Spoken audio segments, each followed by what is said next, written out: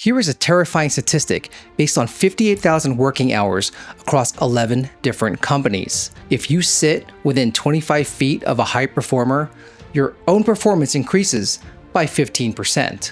But if you sit near a low performer, your performance drops by a staggering 30%. Negative cues spread much faster than positive ones, making your immediate physical workspace absolutely vital to your success. But it doesn't stop at the office. Most people are trying to win a war using willpower when the real move is changing the battlefield. And that includes your physical, social, and digital spaces. We spend all our time obsessing over the grind, but we completely ignore the spaces actively sabotaging us. I'm 49. If you are also a seasoned lifelong learner, you know that relying on motivation is a losing strategy. In this video, I'm breaking down why your environment secretly controls your life after 40, the invisible traps you fall into every single day, and how to engineer a space that makes your next good decision the easiest one. Chapter 1. The Invisible Battlefield. We are obsessed with grinding harder, but we are completely blind to the battlefield we're standing on. In my 20s, I was a smoker, a pack-a-day kind of a guy. When I finally decided to change my life, it started with one thing: quitting smoking. And this is how I created my first system. I decided to run every single day until I quit. No excuses. This tiny spark of hope made me the person you see today. At first, I thought fitness and success was purely about white-knuckling through the pain. I thought it was just a matter of grinding harder, pushing further, and relying on pure, unadulterated willpower. But during those runs, you have a lot of alone time. This is when I realized something profound. The highest performers in the world don't actually use more willpower than you do. They require less of it because they built an environment that supports their goals. Sure, it was hard at first, but after a year, it just became normal. It actually worked. I did eventually quit smoking, but it took about 5 years, and I ran every single day. Your environment isn't just a stage where your life plays out.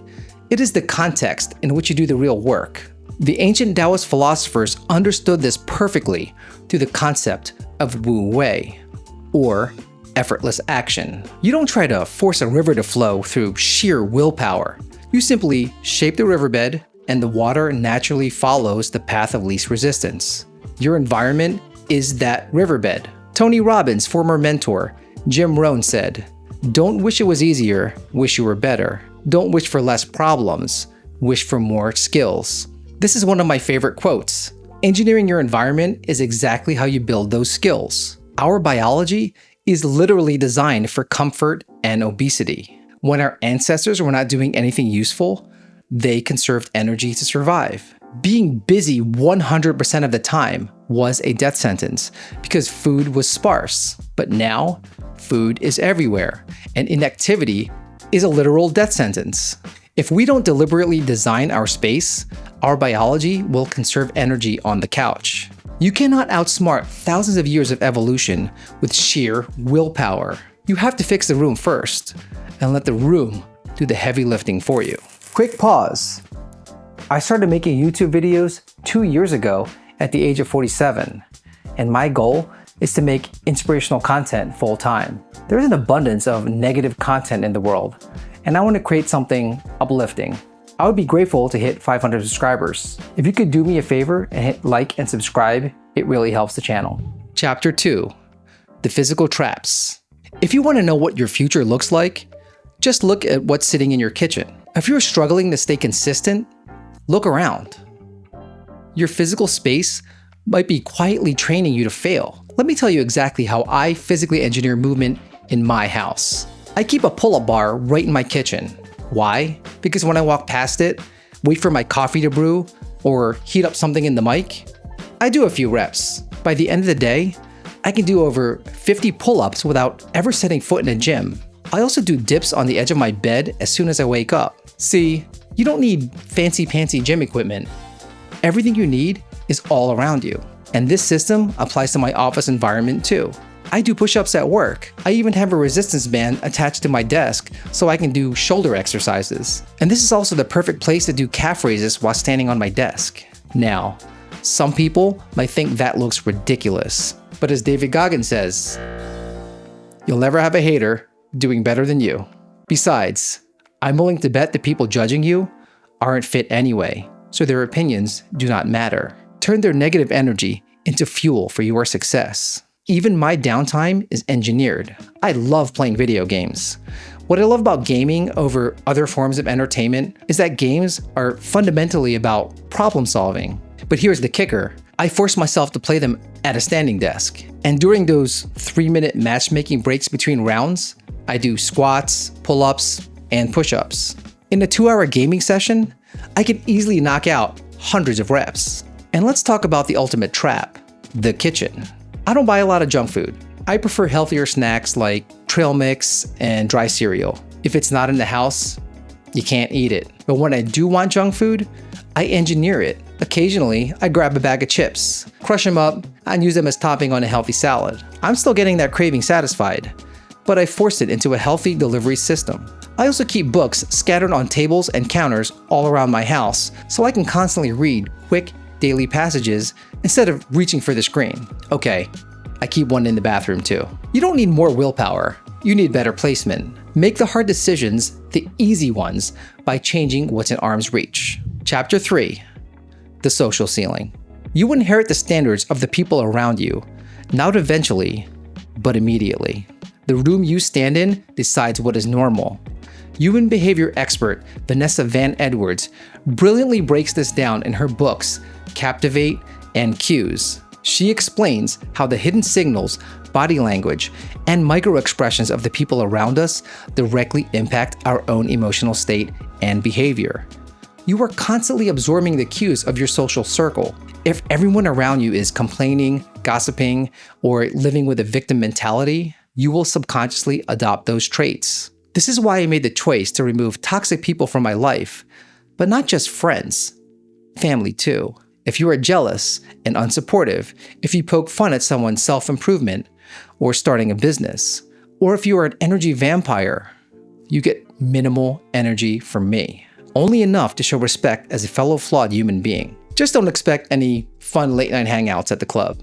You do not owe your good energy to anyone. Give it to the people who will receive it and use it to better themselves. The goal is not to reach all people, it is to reach your people. I chose to place myself in environments where the standard is terrifyingly high. I hang out at group fitness gyms, pickleball courts, I take yoga and HIIT classes, and attend real estate and entrepreneur networking events. I specifically get along most with athletes and entrepreneurs because these are the people who actively want to invest in themselves. The discomfort you feel around high performers isn't a sign you don't belong. The ceiling is moving up, and so are you. Stay in that room and absorb those cues. Chapter 4. The digital sabotage. The sneakiest environment of all is the one in your pocket, and it's running 24 hours a day. We are in the post-TikTok era of the algorithm. And let's be real, social media isn't actually social anymore. It is a highly engineered machine designed to drain your mental energy and outsource your baseline mood to an algorithm. I used to love social media when it was social. For everything else, long-form content is still king. I love YouTube because you're gaining intentional information. In the modern era, attention is the most valuable resource. Dan Koe explains this brilliantly in his book, The Art of Focus. He notes, the conscious mind can process 50 bits of information per second. This information is processed through focus, which expends mental energy and results in a varying quality of experience.